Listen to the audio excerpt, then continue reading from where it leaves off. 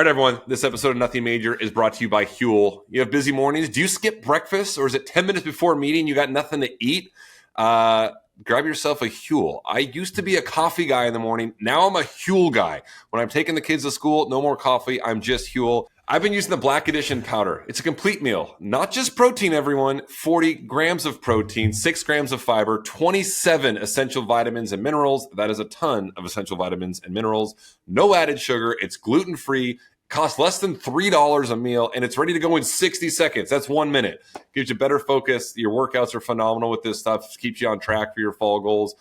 For me, I've got better energy, no crashes during the day, and my mornings are much smoother. Yeah, for me, I've been on the Daily Greens can. I've got mine every day. I'm crushing the peach hibiscus ones. That's my favorite flavor. It's developed by nutritionists and dietitians. It's good for gut health. It's good for clarity. It's good for anything you need. So for me, when I wake up in the morning, I'm starting with a clean, fresh, refreshing Huel Greens can. Huel makes healthy eating simple for busy people. Whether you're traveling, working out, doing whatever you're doing, you want to stay on top of your fitness, Huel is the product for you. New customers get 15% off when you spend $75 or more. $75 is not that much. So remember, 15% off, you spend $75 or more. Go to Huel.com/nothingmajor and use our code nothingmajor at checkout. Remember, that's Huel.com/nothingmajor and use our discount code nothingmajor. All right, everyone. On today's episode of Nothing Major, we're going to talk Shanghai. We're going to go over the draw, some Shanghai stories, and also we have Alex Michelsen. He sat down and did an interview with us from Tokyo. So enjoy the episode.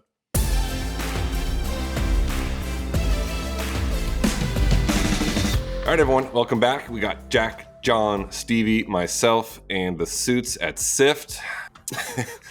We're back. Beijing, Tokyo just ended. We're now on to Shanghai, the second to last Masters Series of the year. But before we get into that, we wanted to debate. We were arguing the other day on what it means. What's it mean in tennis to make it or be a pro? What's your definition? So we wanted to talk about that. I want to start with this. In the NBA, I say you're a pro basketball player if you make it in the NBA. If you're in the D League, are you a professional basketball player? If you're on the Korn Ferry Tour in golf, are you a quote unquote, did you make it as a pro golfer? And so that's kind of where the debate comes. So let me start with Stevie J. Your definition of a pro who has quote unquote made it. So if you make the G League in basketball, you are not a pro. Okay. If you have a 7-figure deal in Europe as a basketball player, you're not a pro. That's ridiculous. I agree with you. That's what I'm asking. I'm asking Sam. You're asking. You didn't ask it. You weren't asking. You were making a statement. I'm asking Sam, if you have a 7-figure deal in Spain, are you a pro? That wasn't a question. That was a statement, by the way. I don't know. This is your time. You answer the question. Dude, if you're making money as a professional athlete, I think you've made it in your sport, because that's like the 0.1 of 0.1% of all athletes. The saying you're a pro thing is a little more ridiculous, because if you're a tennis player and have one ATE point and you go around saying I'm a pro tennis player, I think that's insane. What's your definition of he made it? I'm saying making money. If you're a profitable, that is making money. Okay. If you're a profitable athlete, I think you've made it, because not everyone can do that, dude. Think about all the people that play as a kid, as a high school, in college, whatever. If you've made money as a athlete, over the course of your career, I think you've made it. Tennis is tricky, because if you have one futures point, and you're ranked 1600, can you say you're a pro? I think that's insane. I think that's crazy, because they protect too many people in that regard. And I don't like when people say that, but everybody's definition is different, but I don't think that should be the case. At the end of the day, you're ranked 400 in the world, and you came out and you made $1. Yeah, I think you've made it. Okay, John. All right, a little confusing there. I was a little confused, but I'm going to give a little. I'm going to keep it to tennis specifically. I don't think you have to be profitable to say you're a professional tennis player, or to say you've made it, because we know how tough tennis is. You're on your own out there. You're funding everything on your own. It's crazy hard. You can be 250 in the world and run a deficit at the end of the year. So everyone's talked about how tough it is to make it in tennis. I think, if in the year 250 in the world, even if you lost money, I still think you've made it. Think how good you are as a tennis player. That's very, very impressive. So I don't think you have to be profitable in our sport to say you've made it. But yes, like Stevie said, if you're playing futures qualies, if you played 2 years of qualifying in futures and maybe qualified for a few of the main draws and won a match here or there, no, you're not a professional player. You went out and you tried to play professional tennis. That does not make you a pro. Correct. Though. That's a loose term that a lot of people use, I feel like. Yes. Yeah. Okay. Jack? It's thrown around in the pickleball world a lot. You'll see it even in players' bios. Former professional tennis player, and they're, like Stevie said, they're ranked 1,600 and tried to play for 3 months. But that's their intro when they walk on the court. So I think that's a bit frustrating because I don't consider that. Yeah, I completely agree with that. That was a perfect way to say it from John. You tried to play professional tennis. Obviously didn't quite work out. And then it's kind of a gray area after that. I kind of feel the same as Stevie a little bit. Like, yes, you're a professional tennis player. If you're 250, maybe you're in a deficit, like John said. But I think when the question also is how to make it, I do think you have to be profitable as well at some point, be able to support yourself, support a lifestyle.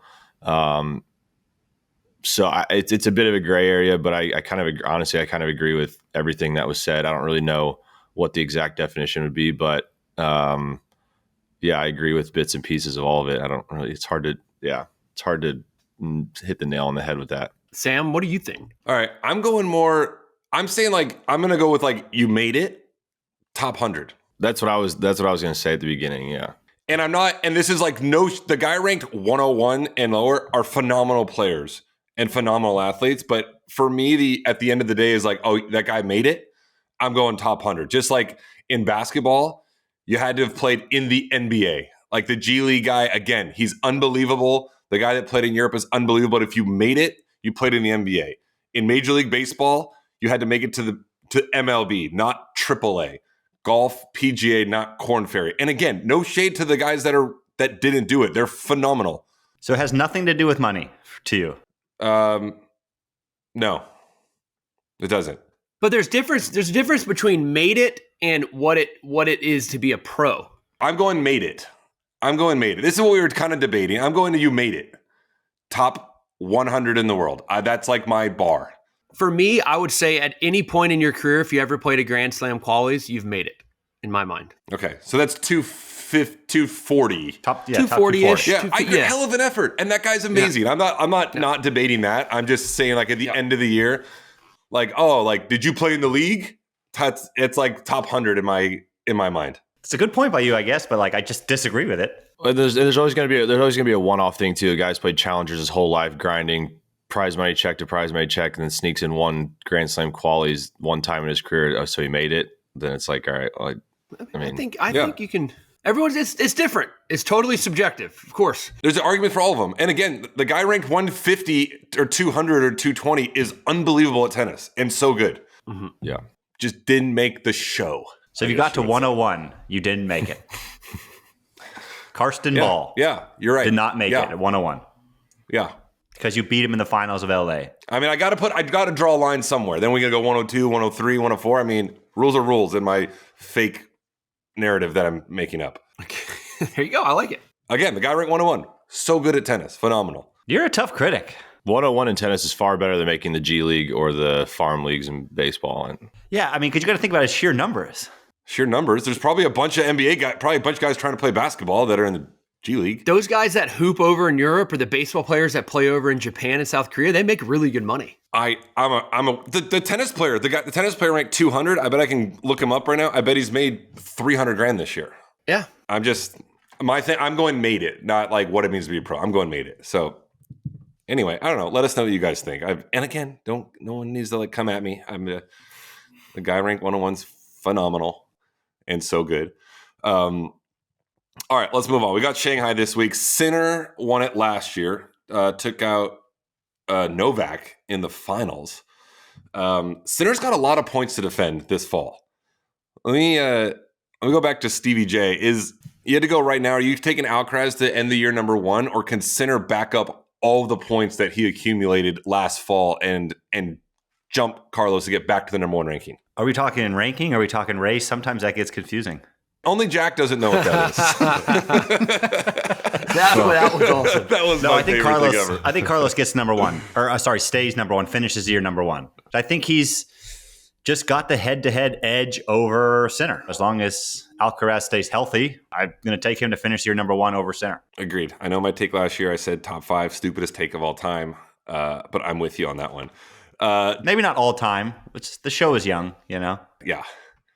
John, what's Novak Djokovic back in action in Shanghai? What do you think his expectations are for Shanghai? The last 3 tournaments he's played have been majors. So I guess one, like, why do you think he's playing it? And 2, like, I don't know, is he going in like, oh, I'm going to win this thing? By the way, Carlos has a 2,700 point lead. So this thing's done and dusted. Done. Yeah. In the race, Jack.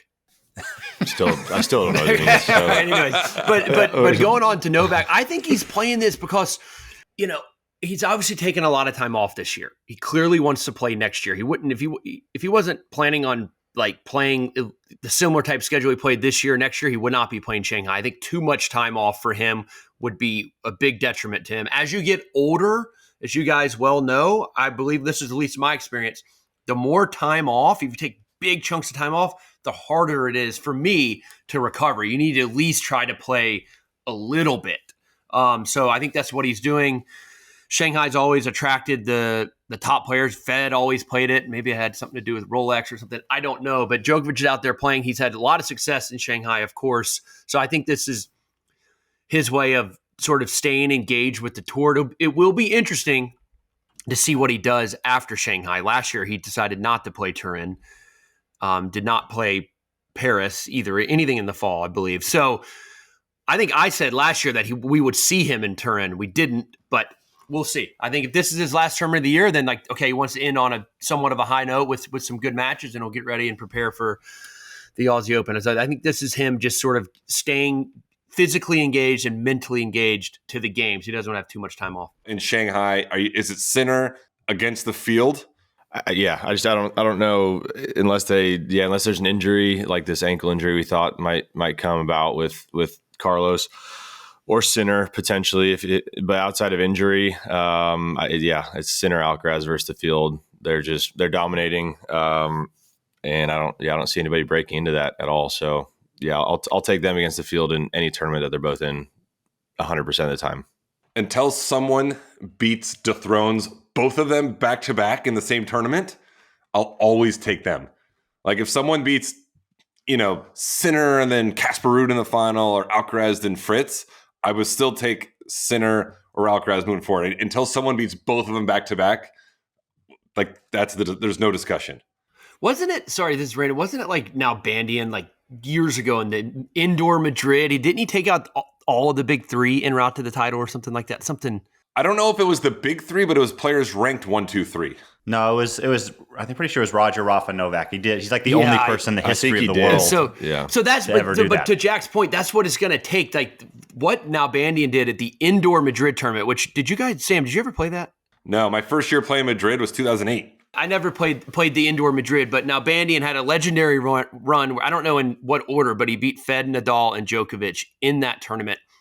So that's kind of that's the hill that it seems that some of these guys now have to climb if they want to beat Sinner and Alcaraz, both in the same tournament. Just seems like too much of a tall task. Is this Madrid 2007 we're looking at? We're looking at Madrid 2007. Yeah. In succession, quarterfinals, semifinals, finals. He went Nadal, Djokovic, Fed. That's pretty cool. Straight. Now, and before that, he went Delpo. Before that, he went Berdych. Oh Jeez, my gosh. That's the greatest tournament in the history of the world. Berdych, Delpo, Nadal, Djokovic, Fed. Yeah, and a sneaky Clement in the first round. And then he won Paris, beating Fed and Nadal again. Jeez Louise, Nalbandian. What a run. That guy was on fire. And as Sam would say, they ultimately all went on to have a better career. But yeah. Ultimately, yeah, he was so nasty. But that is a ridiculous run. That might be the greatest stretch of like 3 days in the history of tennis. Yes, I think it is. Dude, and Stevie. that's what someone has to do now to beat Sinner and Alcaraz. But clearly, like that didn't help the rest of the tour from 2007 to to whenever, everybody retired, like nobody then gained more belief that they could do it. Even though they watched somebody do it, nobody in the locker room like rubbed off on there and like got the energy to like actually beat those guys, which is amazing. Because you would think if somebody beats Carlos and Yannick back to back, like the rest of the locker room might have some belief, but that still may not be the case. It may just be a one-off and we'll call it a day. Look, this happened one time. Maybe this will happen one time that someone beats Carlos and Sinner back to back. Well, that's the greatest run in tournament history. That's the greatest run in tournament history. Nadal, Djokovic, Fed, 5 in a row. Yeah. Shout out. That's insane. And then sprinkle in a first round loss Basel and then just back it up in Paris the next week. Yeah. Let's do it again. Sure. Yeah, first round loss in Basel. Who did he lose to in Basel? Stan. Oh, well, yeah. Oh, God. guy didn't get a breather in the draws. He took out Rafa 1 and 2, by the way, in Madrid. How smooth was that Nalbandian backhand? Early on, Rafa indoor hardcourt was like not the Don't cheat. that's Don't true. cheap. Don't 2007, cheapen. yeah. Don't cheapen. And then he beat him just- 4-0 in the Paris final, it says. Jeez. Yeah. Wow. Oh, unbelievable. All right. Well, let's go back to Shanghai.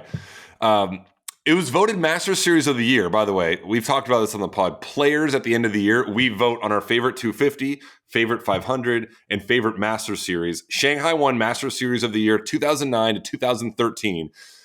Guys, my opinion is this was all because of the food. When you walked into the Players Lounge, if you had a credential, it was one of the first tournaments where you can just eat whatever you wanted all the time. You, your friends, whoever was there with you, if you had a credential, you were in the lounge, and the food was, you can get the tomahawk steak, the bento box, the pizza oven, the best food of the year, and that's why it won Master Series of the Year for those 4 straight years. Stevie, do you agree with that?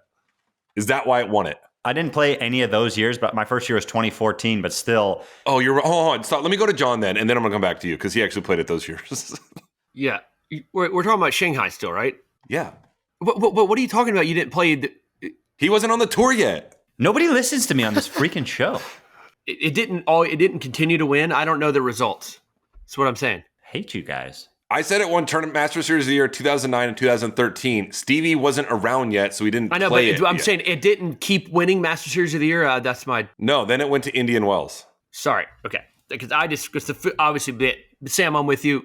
Sorry, Stevie, not making any sense here. I'm with you. The food was incredible. The bento boxes were legendary. But you could go there on noon on a Tuesday and get the tomahawk steak. Yeah. You sure could. It was that good, and it was just like so. I was so excited to whether it was like after a match or after practice. I was so excited to eat. It was just so much fun. Just to sit at a table with all you guys and just eat and have fellowship. It was great for sure. That was the only tournament of the year that I would practice in the afternoon. That was it. Because you'd eat breakfast at the hotel in the morning. You'd grind out a stupid bus ride to the courts for an hour. You'd have a nice lunch there. You'd hit from 2 to 4 or whatever. And then because you would plan it, so then you could eat dinner before going back to the hotel. That was the only time I would go European hit in the afternoon. Do you guys remember in the lunchroom there, they had that one kind of room. It had all the silver beads coming down, where you'd go through. Yes. And Federer was always in there eating. I feel like Roger was always the in one in there. the back. Yeah. It's like the thrones room. And the top 8, I had a couple years where I was a top 8 seed there. Jack, were you ever a top 8 seed there? I think I might have gotten One the time? doubles locker one year. Doubles locker room. If you were 1 or 2 seed in doubles or top 8 seed in singles, you had your own personal locker room. It was like Really?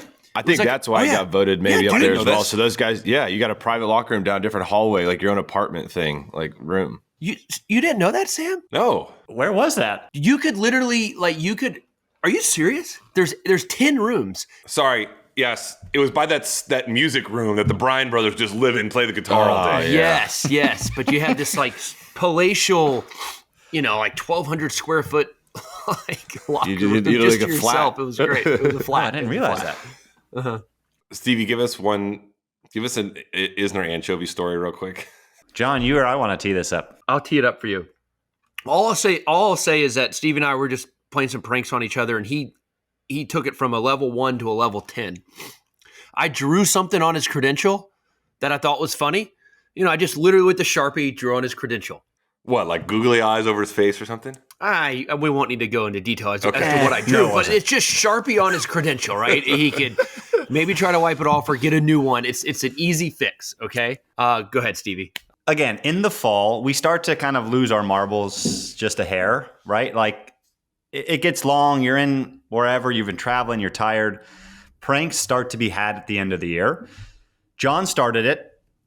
I'll finish it. It's fine. So John goes Picasso on my credential. We play each other in the second round, maybe, or third round, whatever it was. John beats me 6-6. And he leaves the courts, he's done whatever. I'm like at the courts trying to figure out my flights, get upgraded, whatever. John's locker, obviously he wasn't in the top 8 seated locker room this year because his locker was next to mine and his locker didn't lock. Like we all had those like magnets that you could kind of open and close. His didn't lock. Unlucky for John. I'm in the locker room packing up my stuff and I remember his locker is unlocked. So I then go back to the mess hall, grab, anchovies, blue cheese, anything that just reeks of just whatever you can get, right? And I put a nice plate, just beautifully manicured plate right into his locker. He's got hats in there, shoes, whatever. And I leave. I'm like, well, I'm out of here tomorrow, so not my concern. So the next day I'm like, wake up early. Like I don't have like, you guys know how it is leaving Shanghai. I don't have like a flight till 8 or 9 p.m. coming back to the States. And I'm just like waiting up for my, like a 1 p.m. text from John basically being like, oh my God, like what happened in this locker room?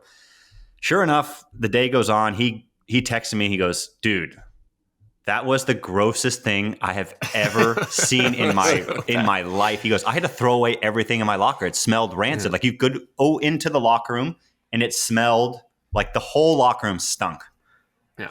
You ruined it for everybody. You ruined it for everyone. Yeah. Yeah. Not my fault that you aren't willing to go the extra mile to finish that a you prank. defaced his credential. Yeah, exactly. I drew on your credential, therefore you ruined the tournament. Yes. And that Stevie would retaliate by taking down the entire tournament. Yes. Yeah, you ruined the locker room experience for the whole tournament because I drew on your credential. Hey, that's not my fault. Your locker was unlocked. Oh, I didn't know that. That's funny. It is exactly how Stevie said it. It was awful. Awful. Yeah. I was on a nice flight back to LA. If you didn't beat me, I wouldn't have done it. So Yeah, right. This is John's fault. Oh, 6-6. A couple of epic breakers in front of nobody. Out by the Apocalypse Now court by the river. All right, funny stuff. Let's move on. All right, everyone, enjoy this amazing interview with Alex Michelsen. We filmed it last week after the Laver Cup. He was in Tokyo, and that's where we caught up with him. So enjoy. All right, everyone, welcome back to Nothing Major. We have a special guest on. We have world number 32, Alex Michelsen. That is important for us because Sam, I believe in March of 2025, told him that he can come onto the pod when he was top 30. He achieved that goal. So we are rewarding him with, being on the show. What more could you ask for than to be on the show with Sam and myself right now? Yeah, nothing. I mean, this is like the highlight of my year for sure. If this is the highlight of the year, that's an awful year. It certainly should not be the highlight of your year. It's been a long year, believe it or not. It's been a long year. Let's get into it. You just got invited, your first ever Laver Cup. What was that feeling like when you got the call? Did Andre call you? Did somebody else call you? Did you have an idea that you might be on the radar for the team? How'd that go for you? Yeah, so I was the first alternate, and when they came out with the original team, I was the first alternate, and I was just kind of waiting around. If someone got hurt, I would fill in, and then a couple guys, 3 guys from the, I think it was Francis, Tommy, and Ben all didn't go, and they were all in the original 6. So whoever pulled first, I got in, and then I called Andre for like an hour, and I didn't think he would like be as into it as he was, and he was crazy into it. Like, I mean, you could probably see on TV, the guy was just like giving crazy energy. It was an absolute blast. But I mean, it was kind of like a pinch me moment. I thought no chance I'd ever play Laver Cup. I remember watching on TV, and like I was just there with like Agassi and Raptor and like all the boys. It was an absolute blast. I had a blast. Wait, Andre called you when those guys pulled out? Yeah, well, I mean, not like right away, but we like texted a little bit, and he's like, "Did you have Andre's number already, or like no, blank I didn't. number?" I didn't. All right. I did not have his number, and then I have it now, and then he shot me a text like, "Dude, just call me whenever."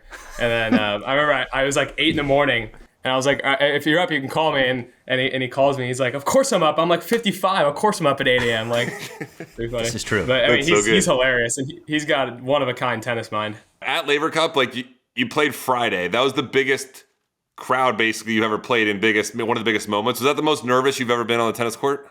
Oh yeah, of course. I mean, I came out and I couldn't make a ball for like 40 minutes. I was tired out of my mind. Like, I've never played in front of that many people. I played on Ash last year against Sinner, but like no one was there because I was getting chopped. So I've never played in front of that many people. I was really tight, and then Andre kind of helped me loosen up as the match went on. But yeah, it was definitely an experience. Now I can draw on that, going forward when I play in front of more big crowds. But yeah, I was tight as a rope. What was your expectation going into it? Were you nervous like an hour before, the day before, when you knew you were going to play, or like did it all just kind of come to a head like right when you get out there, you see the crowd, you see Andre, you see the atmosphere, and then it just kind of happens? Yeah, it all just kind of came to a head, like you said. Like, I was walking out there, and I was like walking side by side with Andre, and I walked out there. I was like, dude, like, what's going on right now? Like, I was like, I don't know what's happening. And before the match, I was like perfectly fine. Like, I was watching because Riley was playing. I was cheering him on, and then I went inside to get ready, and I did my normal warm up with Rocket, and like I was doing just fine. And then I walked out there, and like I just couldn't put a ball in the court. Yeah, I don't know. Was the Thursday night before, they obviously have like the amazing gala where you're dressed up in black tie. Roger was there. Was that the first time you had met Federer? Yeah, it was. I met him the first time at the gala. And if you want to hear something very embarrassing, pretty funny. So I lost a bet to Fritzy. Fritzy was like, "What are the odds that you trip up the stairs when you get announced?" And I said 1 in 20 because I was like, okay, 1 in 20, and we both say 17. So he's like going nuts. He's so happy I got to do it. And when Zhao announced me, I gave it a little trip, and it was really embarrassing in front of like 1,000 people. It was not fun. So I think my luck was just doomed from the start. Yeah, that's a tough way to start. But hey, look, you're a man of your word. A bet is a bet, and you honor that. I find that to be impressive. Yeah, I didn't want to do it, but I wasn't gonna welch. I mean, I thought for sure, no chance I would. So who the hell says 17 on 1 in 20? Like, yeah, I don't know. Apparently you and Fritz. They love Laver Cup. The guys love that, like, what are the odds game. Yeah, they love it. We had a blast. That game's been going on for a long time. There's some other ones that Riley was throwing out there that you can't do. Like, Riley, he's just so out of pocket, but hilarious guy, unbelievable guy. What's it like, for you guys in the locker room? Because generally, I mean, you've been around Davis Cups, you've played Davis Cup in that locker room with guys from, not just America, but all over the world, having that shared camaraderie for Team World, with Fonseca and with Demon and those guys, like all to one goal. Is that a different feeling for you guys in that locker room compared to like being in the Davis Cup room? Yeah, for sure. And someone asked me about that actually, and I told him it was like kind of like Davis Cup on steroids. That's kind of how I would describe it. It's just a little more energy. You got guys from everywhere, and it's just a little different. I loved every second of Davis Cup, but this was just there was a little different atmosphere and energy around it. And I hadn't spent a lot of time with most of those boys before this weekend, and yeah, I mean we did a lot of bonding and getting to know each other, and we talking about all our strengths and weaknesses and our games and stuff like that, and it was just. Yeah, something that can't really be replicated even by Davis Cup, if you ask me. On Friday night, you guys go down 3-1. Just in general, is there somebody that steps up in that locker room and gives like a big speech of like, hey, we're still good, like we're right in this? Is that Andre? Is that one of the guys on the team? Or who's kind of leading the charge that it's just Friday and there's a lot more tennis to be played?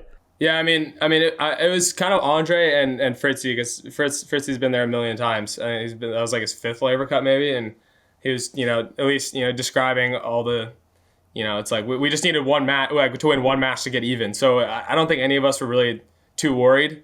And we even though we had to make the lineup and they got to match up against our guys on day 2, we felt pretty good. Like going in, we felt pretty good about everything. We didn't think Fritz would beat Alcaraz, but everything else we felt pretty good about. And there wasn't really a lot of panic. We all felt that we could still win. And Andre off his 3 Red Bulls a day gave us a little inspiration speech at the end of the night. And yeah, we were all jacked up for day 2, and we never thought that, we were big underdogs on paper, but we never really felt that way. How was the after party that you guys didn't invite me to Sunday night? Yeah, it was a good time. It was a good time. I mean, did you ever like think about Sam, or was it like even? Should have invited you. I mean, you could have sent me a text. I mean, did his name ever cross your guys' mind while partying? I'm not gonna lie. After the only time Sam crossed my mind the whole weekend was when he came to the bench and tried to be one of us. No, I'm just kidding. I'm just kidding. No, but yeah. Next time we win, if I go again, and you're there, I'll invite you. I promise. I'm sorry. Did you guys? I was talking to Fritzy. Did you guys go right from like being out that night to the airport and fly to Tokyo? So almost. So I was out from like 11 to like 2. And then I went back to the hotel and like I slept for like 40 minutes and then went to the airport.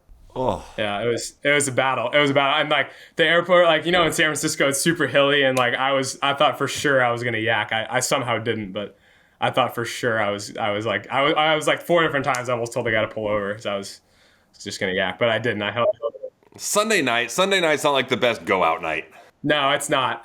And it wasn't, the greatest, but like we still had a lot of tennis people there, so we had a good time and we won something, so it was fun. Exactly. Yeah, so it's important. You guys got to win for Team World. You moved on, and that's the thing in pro tennis. It just never stops. So enough about your guys' title in Team World, making Sam jealous that he never won it. But for you, as somebody who grew up in Southern California, how big of an idol was Sam Querrey to you growing up, being in Southern California? Well, Stevie was more of a junior icon and college icon, and so I'm asking the question. I agree with that.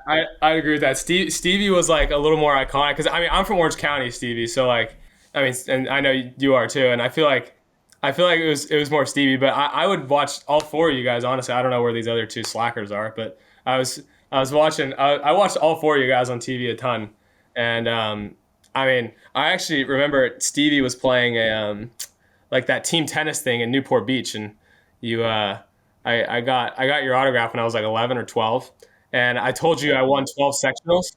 And you were like, "Oh, I won 12s, 14s, 16s, and 18s." I was like, "Thanks, Stevie."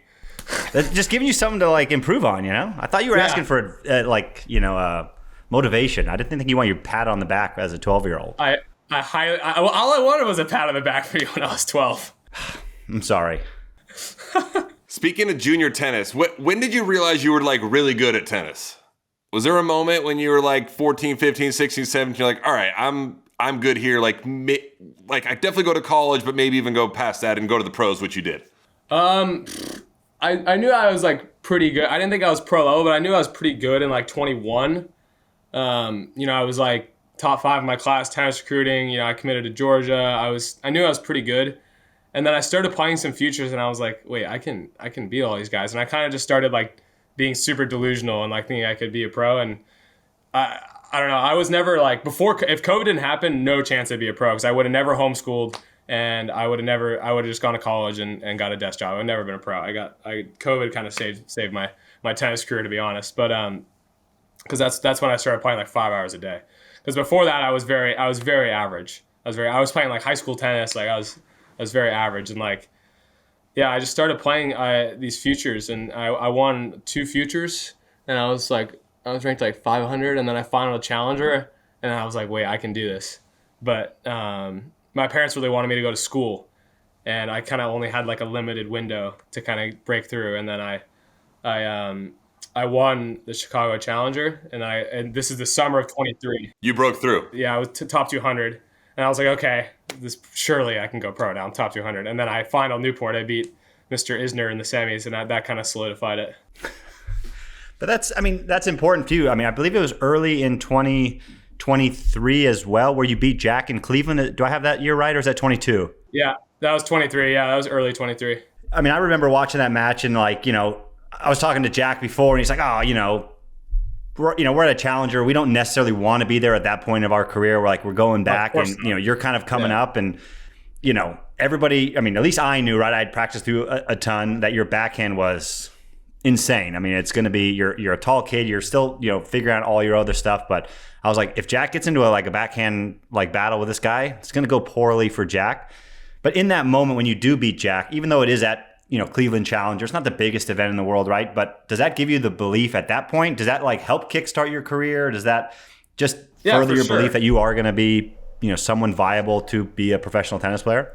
For sure. Yeah. I mean, like, beating a former top 10 player and he won a 1,000. He was sick. He was top 10. So yeah, I mean, beating a former top 10 player for sure gave me a lot of, inspiration. And obviously I knew he was on the back end of his career and he didn't necessarily want to be there, but doesn't matter. I still got to win against a former top 10 guy. And I was feeling great about my game. I remember I won a future the week before and I remember I was feeling pretty good. And yeah, the confidence definitely spiraled upward. Is there more pressure for you, at that point, you're kind of getting your feet wet in the Pro Tour, right? You're winning futures. You won Chicago Challenger in the summer. You final an ATP event that same summer in Newport, Rhode Island, and you beat John in the semis. That's a pretty quick rise to, the top 100 and making an ATP final, at such a young age of somebody who's maybe lesser known than others at the time. I mean, not for us in the States, but maybe worldwide. Does that put more pressure on you? Does that change your outcome, your look at the sport? Are you more nervous now going to events because you have expectation? How does that feel for you?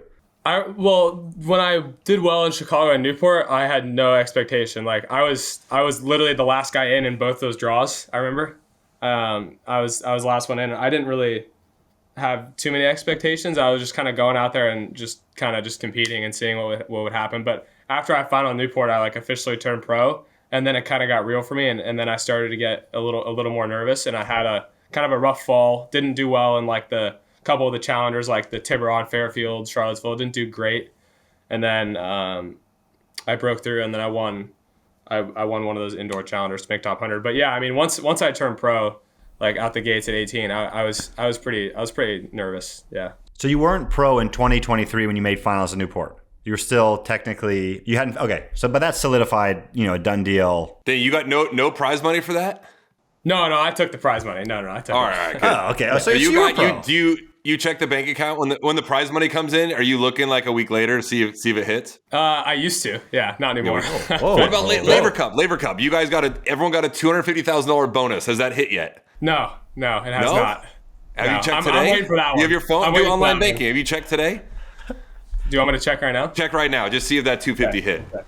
At what point, if it doesn't, there's no way. At what point, if it doesn't hit, do you call Roger and start to get the wheels in motion? Probably in about 7 days. Yeah, probably about a week. Roger. Yeah, right.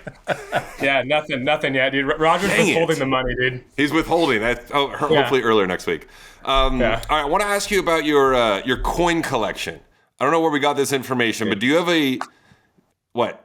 You have a coin collection? I haven't collected a coin since I was 14. I think I said that in one interview and everyone talks about it. But do you still have a collection of coins, valuable coins? Yeah, at home I probably got $5,000 worth of coins. What even is a valuable coin? Just a dollar coin from 1920 that was made in a certain factory, that was minted in a certain factory, and they only have a certain amount, and interesting. They're rare. And I've got coins from other countries and 14, 15, 16-year-old Alex just love this stuff? Yeah, 14-year-old Alex. Yeah, and then I got into video games when I turned 15, so I stopped all that. But yeah, I mean, my brother did it, so I just copied him when I was younger. He has probably double the amount of coins that I do, but yeah, it was something that him and I would bond over when I was younger. Yeah, I actually just looking at some of our notes. Did I miss something? Did you had match point in that Newport final against Marcos in 23? Yeah, in 24. I lost to Manarino in 23. Yeah. Got it. Okay, I was got it. I had a singular match point. I got aced. Well, that makes you feel better, right? A little, yeah. But I wasn't leaning T, and he beat me T. He's not going to my backhand on championship point. I was really pressed. I was pissed in the locker room after. I was pissed. Going back to 2020, last year was basically your first full year on tour. 2024, now you've played almost another year, 2025. You have a favorite moment so far in your relatively short pro career? I mean, finaling Newport for the first time and then backing it up with another final was really special for me. That was really cool. And then, honestly, I would have to say I won the SRO 175 this year, and I rolled my ankle 2 weeks before that. I was in Dallas. My girlfriend lives in Dallas, and I was there, and I hit with John the day before I rolled my ankle, and then the next day I was hitting with Kova, and I rolled it, and I didn't think I'd be able to play in Madrid, and I went over there and got shot by Bublik, and then went to Portugal and just played super well, and I was just super proud of him. I didn't think I'd be able to play. I thought I broke it initially. And that tournament too, for people that don't know, has like a tour event. It used to be a tour event, and even though it's a 175, the stadium and the event, wouldn't you say it feels like it's a 250 tour level event? Yeah, it basically was, and they're putting it back to a 250 next year. So I mean, it was very high class event. The hotel we stayed at was a joke, 5-star hotel. It was amazing. Yeah, and it's like for you, Alex, being so young, there's other players around your age, right? Like, I mean, 2 Southern California kids, yourself and Lerner Tien, but you have like Fonseca, Jacob Menchik. Some of these guys are getting more publicity and just more eyeballs on them. Does that fuel you to, be better? Does that bother you that they're, the same as you, but they're ranked, you're ranked higher than Fonseca and these guys, like, and you don't get kind of the clout that they're getting in the media sense? I mean, if I was from Brazil like Fonseca and I was ranked higher, I would be salty. But no, yeah. I'm not. So I don't really. I've always liked being under the radar. Honestly, my whole career I've been under the radar. No one really knew who I was when I was coming up, and I feel like even now a lot of people don't know who I am, and I like it that way. Honestly, I like being under the radar. I love nothing more, and I would say Lerner's still pretty under the radar too. Yes. Even though he's had some fantastic wins this year, I still think he's pretty under the radar. I mean, he should be, more on the radar. He's 19, he's 50 in the world, and he's got how many top 10 wins already? So, but yeah, I mean, I think it's cool that we have a great group of young guys. I know all of them pretty well. I played juniors with all of them. We all, kind of came up around the same time, and I'm happy for everyone that's kind of doing well around my age. Yeah, I'm not really salty at all. I don't really care too much what other people are doing or what other people think. I just kind of like doing my own thing. Yeah. It's the right process to have, for sure. Yeah, thank you. In the locker room, at least when we're commentating and working on ESPN, the consensus amongst like all of us is like it's Sinner and Alcaraz are like the only two that can win a major, and they've like separated themselves from the field, which they kind of have in a way. In the locker room, is that kind of the feeling too? Do you think guys are like, yeah, it's Sinner and Alcaraz and then everyone else? Or do guys actually like talk about like, oh yeah, I think I can win these tournaments? Or do you think they really don't think they can? When someone whenever says, oh yeah, I think I can win the U.S. Open, everyone just bursts out laughing. I mean, it's just like there's nothing that us poor guys can do against those guys as of right now. I mean, it's just I don't think anyone genuinely believes it anymore. That's what I think too. Except maybe Novak, but I mean he's not getting any younger. So I mean, but we'll see. But it's Does that change for you, like being at Laver Cup, watching Carlos like up close and personal, and then also having, Fritz and Demon and these guys talking about how to play him like up close and personal? Does that help you guys in a sense of like somewhat getting more belief into beating them? Or is there just nothing you can do? Like the more you watch them, like the harder it is to beat them? Yeah, I mean, I didn't watch I watched a little bit of the Fritz versus Carlos match, and Fritz was just redlining. When I was watching, he was playing sick. I didn't really watch too much of the second set, but I watched him play Cerundolo. Carlos played Cerundolo the next day, and the guy was just hitting the absolute crap out of the ball, and just he makes everything look easy. Like he's so fast. When I was playing him in doubles a couple times, like I thought like for sure put away volley. I already had like going like this fist, and he's getting there. I'm like, dude, this guy is a joke. He's the fastest player of all time. I've never seen anyone as fast as Carlos Alcaraz. I would agree with that for sure. I mean, he's a joke. I think in 3 out of 5. Him and Sinner are just really tough. Like 2 out of 3, like you get a day where you're playing sick, it's a lot easier to beat him. But 3 out of 5 is tough. Speaking of that, like Carlos doubles match, I gotta ask, like, did you feel kind of stupid when you got drop shotted inside the service box and you didn't get there? Dude. That shot was unbelievable, though. Honestly, it's an unbelievable shot, but like, no. But the camera angle doesn't do it right because I was there, but I couldn't get it because it went back into the net. I was there. Are you sure? Dude, what are you talking about? What are you talking about? What are you talking about? What are you talking about? If there was no net there, I for sure would have. There's a net everywhere. What do you mean? Dude, if there was no net there, I could have ran through that and touched it. You think I couldn't have touched it if the net wasn't in the way? I don't think so. I think your momentum was going backwards just enough that you couldn't get it. It was so feathery. I had a similar thing happen to me with Roger at Wimbledon, I remember being right in front. I was like, this ball is going to go back into the net. I don't have a chance. No, I didn't have a chance. It was one of the best balls I've ever seen. And You just don't run, just let it be. Well, yeah, I guess it would make you look. Does that make you look more or less stupid if I don't run for it? No, dude. This happened to me when I played Roger at Wimbledon. I think it was 2016. He was going in was hitting those like drop shots, like returns that were just filthy, like for a while. Yeah. And I was up 40-love, and he hit one, and I took one like inkling of a step, and I was like, "Don't do it, because you're just going to look really stupid. Just let him hit a winner and like try and win the next point." So smart by me to just not make any effort, because then you like just look like you're running in place and you can't get there. You just drop shot return winnered you. So that was a good choice by me. You actually went for it, which was I don't think you got there. Yeah, the clip's not good for you, man. I'm sorry for putting my best foot forward. I'm sorry. I'm sorry. You got to think about what's going to live on the internet forever. That's more important these days. Well, oh no, Carlos clipped me. It's not like he's clipped everyone else in the top 100. Exactly. Like, oh no. He's never done that to anyone. When you're traveling around the tour, like, obviously me, Stevie, John, we overlapped.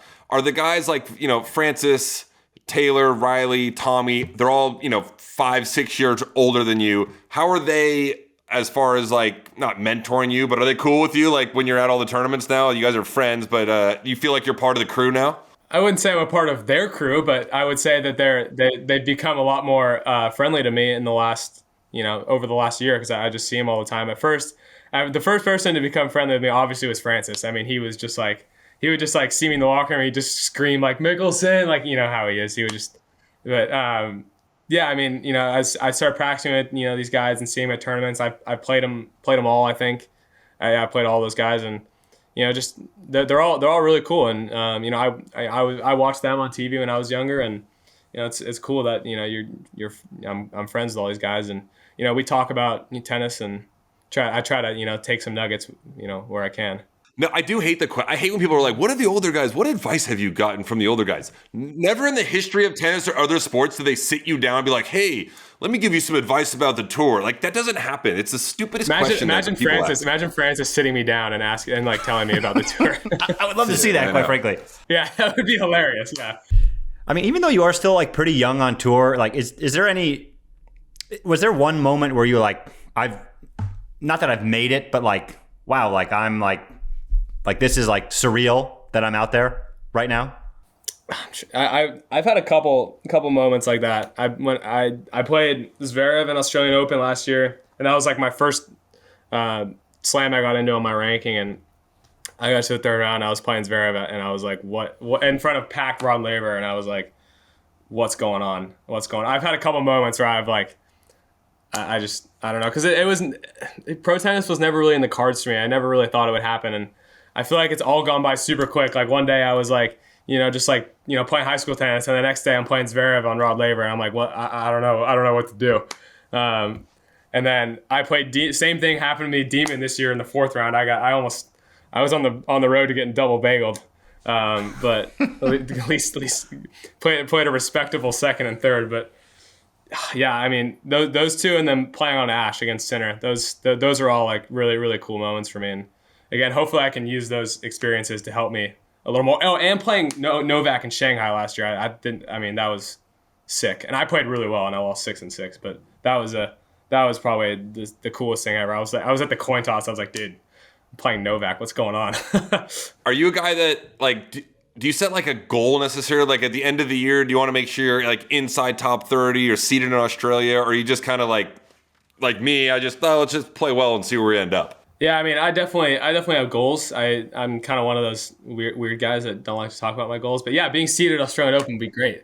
But is that like a ranking thing? Or I mean, like, or in general, is that just like overall, like forehand or backhand or serve or something game related? No, I mean, obviously all those things I need to improve on. But like the ranking thing, I have a certain number I want to get to, but I don't like to talk about it. And to be honest, we're gonna assume it's 1. Yeah, we'll assume it's 1. Unless you blink twice, it's 1. It's not 1. It's got more than 1 digit. I'll give you that. It's got more than 1 digit. But all right, we're gonna move on. We got these are kind of like quick buzzer questions that we're gonna hit you with. Who's the most annoying player to play on the tour? I'm gonna say Jordan Thompson, because I'm 0-3 and he's kind of my daddy. Interesting. Yeah. Who's the most intimidating player on tour to you? Like not necessarily playing, but like that you're not gonna go ask to practice with. I think I would say Sinner. I mean, the guy is just like, he's not like mean or anything. He's not like trying to be intimidating. He just is. No. Are you confident enough, like at a tournament, like next week in Shanghai, if you see him on like a Tuesday, be like, hey, do you want to practice tomorrow, or are you not there yet? I'm not with him. No, I'm not there yet. I had that. Stevie, I don't think I ever once asked like Roger, Rafa, or Novak to practice. Like I practiced with them, but they would always have to come to me. It was like, you need to be there at 8 a.m. and show up. I could totally see Sam going up and be like, hey, Raj, let's practice tomorrow morning, 10 a.m. Let's do it. No way. I could totally see you doing that. Yeah. I didn't have that in me. All right, who's the most famous like player contact in your phone, if you can say? I mean, we know you have Andre's number now. Yeah, probably Agassi. Yeah. Is this the worst interview you've ever had on the tour with us? I haven't done too many interviews. So, yeah. Oh, man. We're getting better. All right, let's go to Jordan Thompson's the most annoying or toughest player. Is there a player that you kind of own that you're 3-0, 4-1 kind of thing against? I'm 3-0 against Jerry Shang, and I'm 3-0 against Kovacevic. And I think there's one more guy I'm 3-0 against. Because 3-0 is like daddy. 3-0, yeah. 3 in a row, that's key. I'm 0-2 on a couple guys. But, yeah,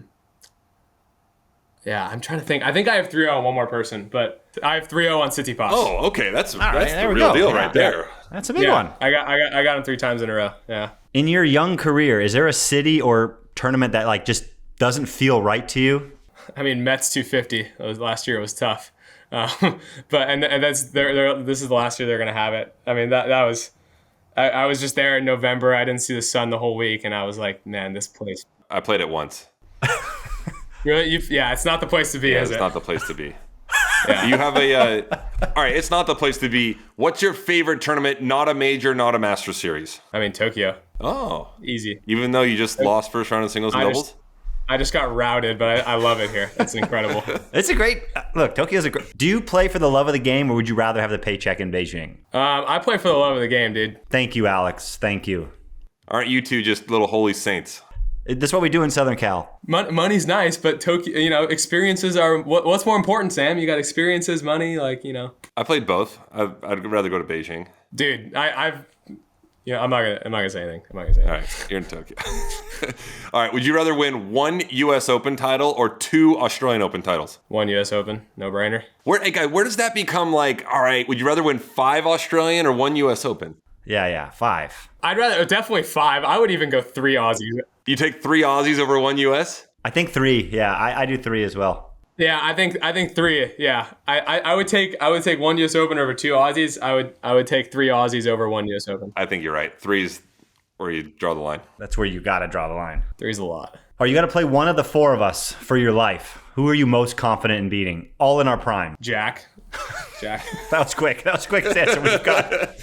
I never played either of you, but Jack's probably got the worst backhand, right? But Stevie, your chip was a joke, and I don't love handling the chip. I don't love handling the chip, so you would have diced me, I think. And Sam serves well, and obviously John serves well, so I'm gonna go with Jack. That was a little quick. He's probably gonna be mad that I said that quick. Hey, that's all right. I got one more. If you wanted, you can't take John's serve, but you got to take one more shot from the collective group of the 4 of us. What the shot you're taking? Can I take your serve? Aren't you top 10 in aces all the time? Yeah, I can't take my serve either. Okay, can't take a serve. Ooh, I might go with the Stevie J forehand then, because I need all the help I can get on the forehand. I'd want the Stevie J backhand chip. What? You guys don't understand. You don't want my chip. You want to just have a backhand. It's pretty simple. I had to use the chip out of necessity. If I had a backhand, I would not have used the chip. I heard you just never wanted to learn to hit a 2-hander. Is that true? That's not true. I spent years of my life trying to craft that side, and I have just the yips and a mental block. Yeah, it was always stupid when people were like, why doesn't Stevie work on his backhand? You idiots. What do you think he does every single day? At some point, it just doesn't click, right? No, now when people ask me that, I just go, I didn't think of that for the last 20 years. Yeah, I just should have worked on it. Yeah, should have worked on it. All right, Alex. Well, your chip is dirty. Well, yeah. It is dirty, but I got one more little story for us here. I want to see if you remember this before we let you go. This is 2020-ish, maybe 2021. You are how old? In 21, I'm probably 16. I'm 16. So he's young. So look, Alex and I practiced with Alex a lot, during those times. He was in Orange County, California. My coach was down there, Mark Lucero. We hit a bunch. There was one day at Palisades Tennis Club, whatever time it was. And so Alex is young. We're practicing. We're having a good hit. I'm trying to play points, but I'm like, I'm going to serve wide on the deuce and we'll start the point out because I'm just working on specific things, right? We get to the ad. I'm like, all right, I'm going to serve wide and we'll play it out, kind of games to 11, just serving wide. Alex goes and hits a backhand return winner like he does always because he's got a great backhand. But he's like the whole time, he says it like 2 or 3 times, hits a return winner, and he just goes, oof, Novak.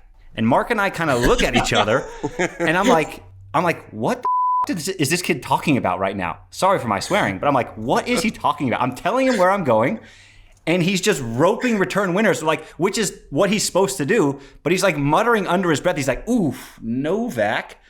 But ultimately, I had to give, and Mark Lucero can chime in because this will be a social clip, I'm sure. I had to give Alex like a 6-week break from practice. I was like, I'm not hitting with him for like at least a month. It's like he's getting put on the bench until like I'm okay with going back out there. But do you remember that? And why did you do that? I don't remember that, but like that's something that I would for sure have done, for sure. Like when I was like practicing all my boys, like I hit a backhand, I'm like, dude, I'm like Novak. Like, yeah, that was for sure something that I would say. I don't remember that. And I don't remember you being pissed about it either. I don't know. No, we finished the practice. It was good, but I just told Mark, I was like, I'm going to need a month probably, and then we'll come back. I mean, like, did 16-year-old me really piss you off that much? No, I was just like, but I was like, who does this guy think he is? I'm telling him where I'm going, and he's hitting return winners, and like, he's just saying Novak. Like, he could have just hit the return winner. Like, don't be that guy. Yeah, I guess I was being that guy. I'm sorry. But it was ultimately, I had a good laugh. Mark and I probably text about that quite frequently. If we're watching like one of your matches or you hit a backhand winner, I'll just like text him a clip and be like, oof, Novak. We have a good laugh. I had a good laugh at the time. I just had to like, you're 16, you're still young. I had to like, I had to put you on the bench for a month. Man, I don't remember, like, that's something I would say. I don't know. I can't believe I said that when I was hitting with you. Like, I don't know why I would do that. Secretly, deep down, I probably liked it because, like, you want to have a confident kid out there. And, like, that should have been all that I needed to know that you were going to be a very good tennis player. And it's all worked out very well. Yeah, well, if I had Novak's backhand, I might be ranked a little higher. But, I can be delusional. I can be delusional. All right, dude. Well, we appreciate you taking the time over in Tokyo. Good luck over in Shanghai next week and the rest of the season, man. Thanks for coming on. Congrats on top 30. We're men of our words here. You earned it. You earned this spot on the podcast. Yeah, thank you. Thank you. I appreciate it. All right. Thanks to Alex for joining us. He joined us after a first-round loss in Tokyo, by the way. So big props for him for coming on after that. Hopefully he lights it up in Shanghai and the rest of the year. But again, good luck to Alex Michelsen the rest of the year. All right, everyone. That's the Friday episode. Hope you enjoyed that interview with Alex Michelsen. We'll be back Monday to talk more Shanghai results. Have a good weekend. See you then.